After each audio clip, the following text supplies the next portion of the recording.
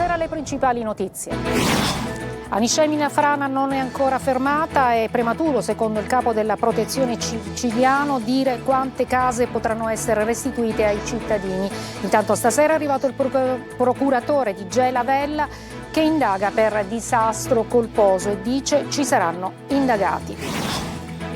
Riaprono le scuole a poco più di una settimana dal crollo di Aniscemi, psicologi in classe con gli alunni. In corso la verifica anche sui beni culturali danneggiati. Basta polemiche sui fondi per l'emergenza maltempo al sud. Il ministro Tajani a Palermo con il presidente Schifani annuncia altri aiuti. A Siracusa, papà mi stanno sparando, questo l'aiuto lanciato al padre del ragazzo, la guida dell'auto crivellata di colpi di pistola a Carlentini. A bordo c'erano anche due amiche, una è rimasta ferita. Ragusa, dalla lotta alle dipendenze e alle cure oncologiche d'eccellenza, la sanità si arricchisce di nuove strutture per migliorare l'offerta. Tombini bonificati, ingressi limitati in cattedrale, scatta a Catania il piano sicurezza della festa di Sant'Agata. Domani, primo giorno di festeggiamenti, sulla carrozza del Senato al posto del sindaco saliranno 3 ragazzi che hanno partecipato all'iniziativa Un gesto per Catania. Calcio, rinviato a data da destinarsi il derby del Massimino tra Catania e Trapani, in programma sabato 7 febbraio. Lo ha stabilito la Prefettura di Catania per motivi di ordine pubblico.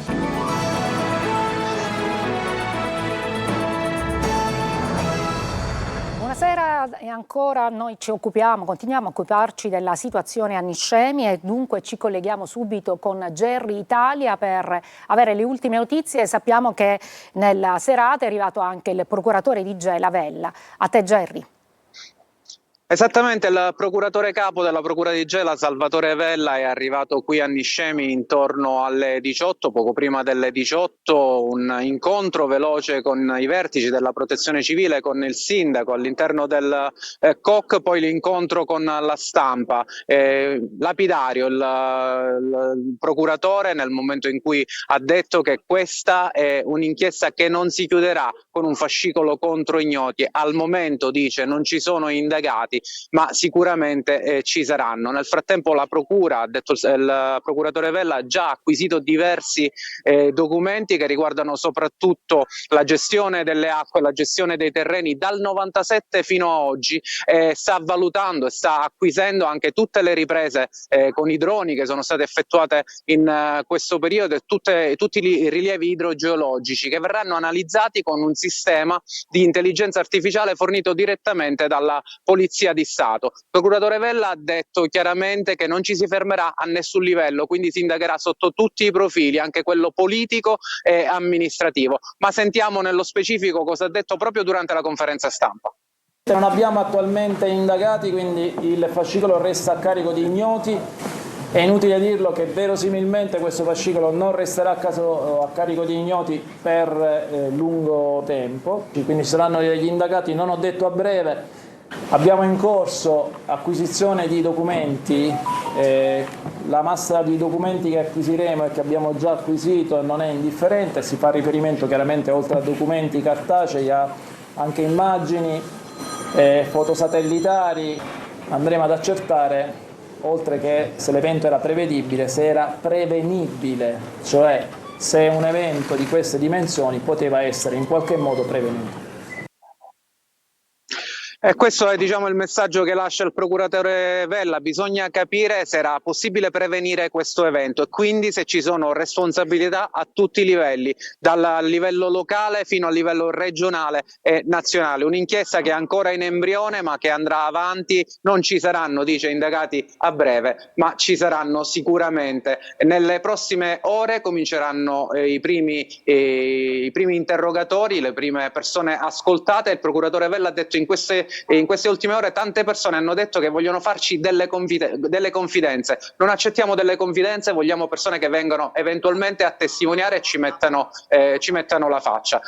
Questo, diciamo, il assunto di quella che è stata la conferenza stampa del procuratore capo Salvatore Vella. Se non c'è altro, a voi la linea. Grazie a Gerry Italia e buon lavoro. E resta comunque osservata speciale la frana di Niscemi, come sapete ancora comunque prematuro, afferma il capo della Protezione Civile Nazionale siciliano, dire quante case potranno essere restituite ai cittadini. La frana non si è ancora fermata. Adelaide Barbagallo. La frana di Niscemi è ancora in movimento, anche se la velocità sta rallentando. Lo ha detto il capo della Protezione Civile Fabio Ciciliano, che ha definito prematuro definire ora l'orizzonte per il ritorno alla normalità. Osservata speciale, la frana viene monitorata anche con il supporto dei satelliti dell'Agenzia Spaziale Italiana e di quella argentina. Sistemi che daranno informazioni che aiuteranno a comprendere quando sarà possibile fare un ragionamento di lungo periodo. In questo momento la fascia di sicurezza resta quella di 150 metri, che è stata individuata come precauzionale. Ci sono case, spiega Ciciliano, che potrebbero essere restituite ai cittadini quando si sarà fatto un controllo preciso sul movimento della frana, e case che non saranno più utilizzabili e quindi non restituibili.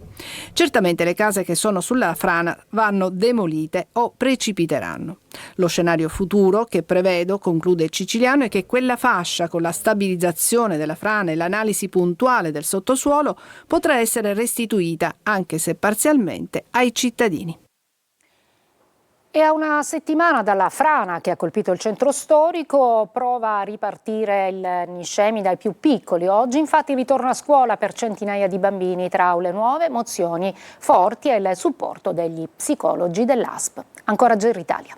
Niscemi riparte dai banchi di scuola. Una settimana dalla frana che ha ferito il cuore del centro storico, per molti bambini oggi è il primo giorno di rientro in classe dopo giorni di paura e incertezza. Zaini sulle spalle, mani strette a quelle dei genitori, occhi curiosi ma ancora un po' timorosi. Le scuole fuori dalla zona rossa riaprono, mentre restano chiusi i plessi Belvedere, Don Bosco e San Giuseppe, ancora considerati non agibili.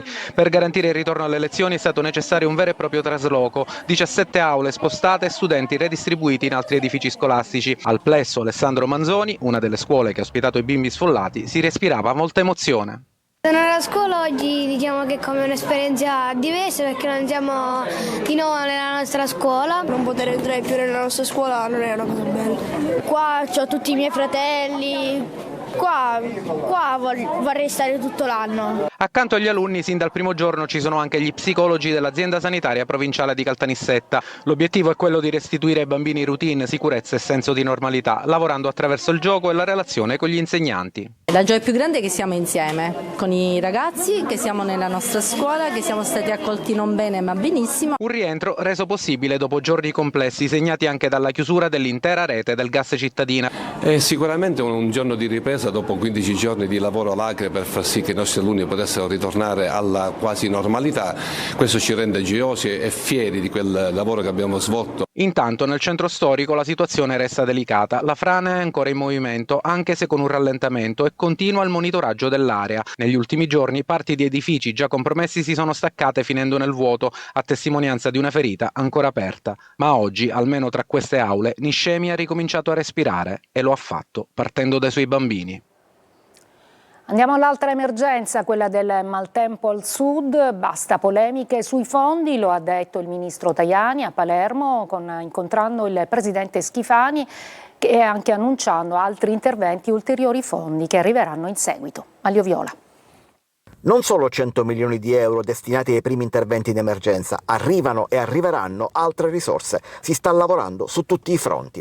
Il presidente della regione Renato Schifani e il ministro degli esteri Antonio Tajani, insieme a Palermo, tendono a spegnere ogni polemica e rassicurare i siciliani. La concentrazione sottoscritta del governo Schifani e dei due suoi assessori, che ringrazio, è su questo aspetto dell'emergenza.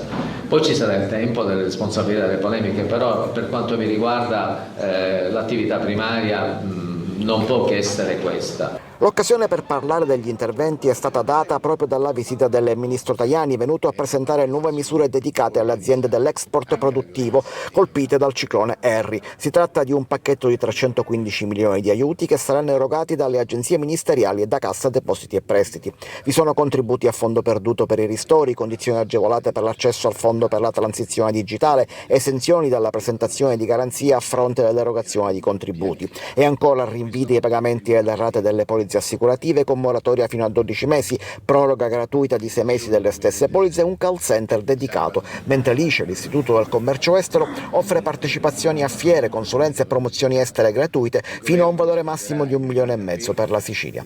A seguire arriveranno altri fondi dallo Stato e dalla Comunità Europea, ma bisogna prima completare la ricognizione dei danni. I danni sono non soltanto quelli materiali, sono i costi per esempio degli sfollati che devono vivere fuori, quindi sono tanti aspetti, quindi bisogna fare un conto, ci vuole tempo per farlo, tempo non significa un anno, significa qualche settimana, perché anche per la richiesta da fare a Bruxelles serve avere un'analisi precisa. Dopo la Sicilia, Tajani si è recato anche in Sardegna e Calabria a presentare analoghi provvedimenti. Sentivate, si parlava di danni e in agricoltura ce ne sono stati tanti dopo il passaggio del ciclone Harry alla piana di Catania. I titolari delle aziende chiedono interventi urgenti. Sentiamo Salvo Cona.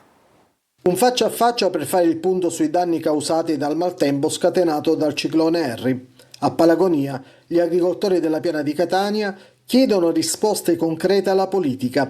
A raccoglierle è il vicepresidente della regione siciliana e assessore regionale all'agricoltura Luca Sammartino. Abbiamo visitato insieme al sindaco e alle associazioni di categoria le aziende colpite, guardando anche al disastro e all'esondazione del fiume Gornalunga. Il governo farà sentire la sua voce ovviamente anche a livello nazionale e interverrà nel più breve tempo possibile sia a sostegno agli agricoltori sia per le infrastrutture della piana di Catania. I danni causati dal vento, dall'acqua e da quei lavori che non sono stati completati lungo il corso dei fiumi, ha detto il sindaco di Palagonia, necessitano di aiuti rapidi e azioni concrete. Abbiamo chiesto all'assessorato di fare il punto qui, in un'assemblea, non in un convegno, in una passerella, in un'assemblea dove sono potuti venire gli agricoltori, hanno posto direttamente le domande, quelle domande che non li fanno dormire la notte, il mutuo si rimanderà, c'è la possibilità di avere aiuti dalla regione, quando, come e perché arriveranno questi aiuti. Andiamo a Siracusa, papà, mi stanno sparando. Questo il grido di aiuto lanciato al padre del ragazzo, la guida dell'auto crivellata da colpi di pistola. Con lui c'erano anche 2 amiche, una di queste è rimasta ferita. Sentiamo Francesco Loi. Lascia immaginare all'1:15 già di notte una chiamata di un figlio che dice papà vieni mi stanno sparando. Una serata con gli amici che poteva finire in tragedia. Suo figlio è il ragazzo che nella notte tra mercoledì e giovedì era alla guida dell'auto crivellata da una raffica di proiettili. Un vero e proprio agguato mentre stava percorrendo questa strada a Carlentini per accompagnare 2 amiche a casa.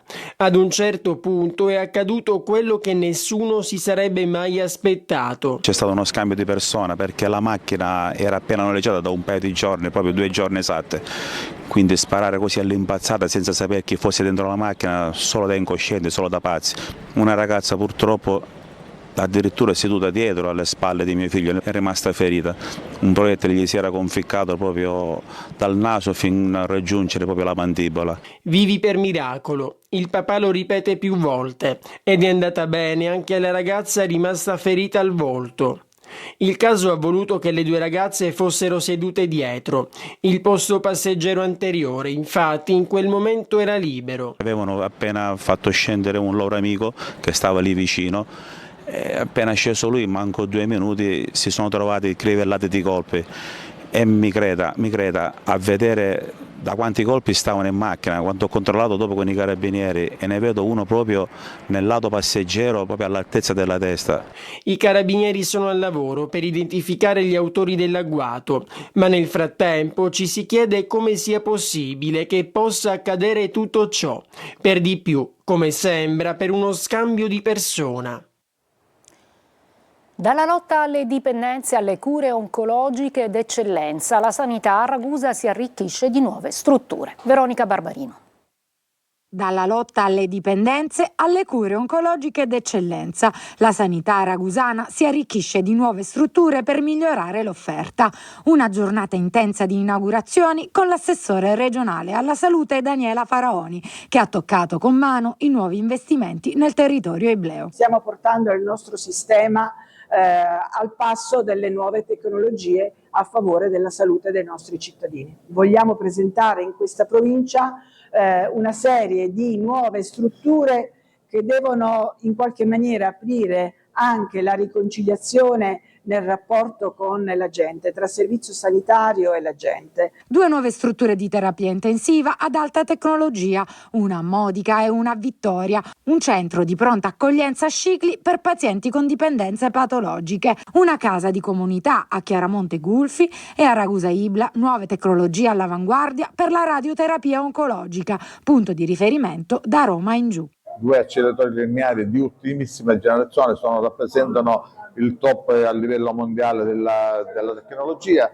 sono 2 apparecchiature gemelle che consentono lo switch da un apparecchio all'altro, cosa normalmente non è prevista, e consentono una riduzione dei trattamenti radioterapici, ad esempio tumore della mammella e tumore della prostata, da 28 sedute a 5 sedute. Un piano di investimenti che guarda al futuro e mette al centro le persone, a cui offrire cure ed assistenza.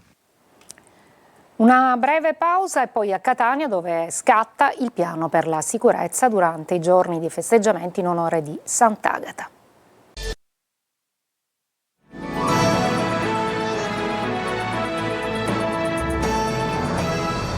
Tombini bonificati, ingressi limitati in cattedrale. Scatta a Catania il piano sicurezza della festa di Sant'Agata e domani, primo giorno di festeggiamenti, sulla carrozza del Senato al posto del sindaco saliranno 3 ragazzi che hanno partecipato all'iniziativa Un gesto per Catania. Adelaide Barbagallo. Sicurezza e ordine pubblico a Catania durante i giorni della festa di Sant'Agata, bonificati centinaia di tombini e cassette degli impianti del gas e delle luci, tutti segnalati e sigillati. Lo vediamo in queste immagini. Il piano di emergenza prevede delle postazioni mediche, uno anche all'interno della cattedrale, ambulanze in Piazza Duomo e dietro la Basilica. L'ingresso dei fedeli in cattedrale avverrà dall'accesso laterale attraverso il cancello di via Vittorio Emanuele. La capienza massima prevista è di 3.000 persone per la messa dell'Aurora e di 2.500 per il pontificale. Monsignor Barbaro Scionti smentisce le voci riguardanti i presunti ingressi a pagamento per la partecipazione alle celebrazioni religiose in cattedrale. Desidero smentire queste voci che sono false, per ricordare che in cattedrale si entra e si può entrare per pregare, per le celebrazioni, sempre e soltanto gratuitamente. È stato così, è così e continuerà ad essere così anche dopo le celebrazioni di Sant'Agata. Domani sulla carrozza del Senato, al posto di sindaco e amministratori, così come voluto fin dal suo insediamento a Palazzo degli Elefanti da Trantino, saliranno 3 ragazzi, mentre la candelora d'oro è stata consegnata al sovrintendente del Teatro Massimo Bellini, Giovanni Cultrera di Montesano. Per ridurre il traffico nel centro storico, il Comune ha introdotto tariffe di taxi agevolate. Fino al 6 febbraio, dalle 10 alle 20, è previsto un costo fisso di 10 euro da qualsiasi zona della città, valido fino a 4 passeggeri. E domani torna, come ormai da tradizione, Devoti tutti, in oltre 50 ore di diretta su Antenna Sicilia, Telecolor, Sicilia Web e i nostri social, il racconto e le immagini della festa di Sant'Agata, tra punti fermi e nuove sinergie. Roberta Lunghi. Le immagini e le voci, i canti e le preghiere, la gioia e la fatica, il silenzio, il volto sempre in primo piano di Agata. Su Antenna Sicilia Telecolor, in streaming su Sicilia Web, sito e app e i social dell'intero gruppo editoriale, da domani e fino al 6 febbraio ritorna Devoti tutti e il racconto della festa di Sant'Agata 2026 raggiungerà ancora una volta il pubblico di tutto il mondo. Un'edizione con tanti punti fermi e qualche novità che serve solo ad aggiungere contenuti, sinergie e consapevolezza di rappresentare la terza festa religiosa al mondo in un anno delicato per un intero territorio ferito. Anche RTL 102.5 aprirà durante i 4 giorni della festa molte finestre su Devoti tutti per raccontare ai suoi ascoltatori e in radiovisione i momenti salienti delle celebrazioni. Un filo legherà anche Sicilia Web e il comitato dei festeggiamenti agatini con la pubblicazione online dell'app che consente di seguire la Santa. Dal team social arriva anche una serata speciale domani alle 17 sul palcoscenico del Gatto Blu, il talk in versione podcast Agata. Saranno più di 50 le ore di diretta a partire dal 3 febbraio, dalle 10 l'uscita della carrozza del Senato e l'offerto della cera, e poi la sera in diretta dalle 19 il concerto e i fuochi da Piazza Duomo. Il 4 febbraio dalle 5 la messa dell'Aurora e l'emozionante uscita del busto reliquiario con il giro esterno del Fercolo. La giornata clou del 5 febbraio si aprirà in diretta dalle 10 con il solenne pontificale. Dalle 16 si attenderà l'uscita di Sant'Agata dalla cattedrale per poi iniziare a seguire il giro interno. Il 6 febbraio dalle 5 si tornerà in diretta per la salita di San Giuliano, il canto delle monache benedettine e il rientro in cattedrale. Come tutte le attese di un incontro speciale, in queste ore i devoti preparano il sacco, la scozzetta, i guanti e il fazzoletto, pronti a raccogliere l'invito del capovara Claudio Consoli a rafforzare il grido all'unisono. E viva Sant'Agata, siamo tutti devoti tutti. Breve pausa, il calcio con il rinvio del derby al Massimino tra Catania e Trapani.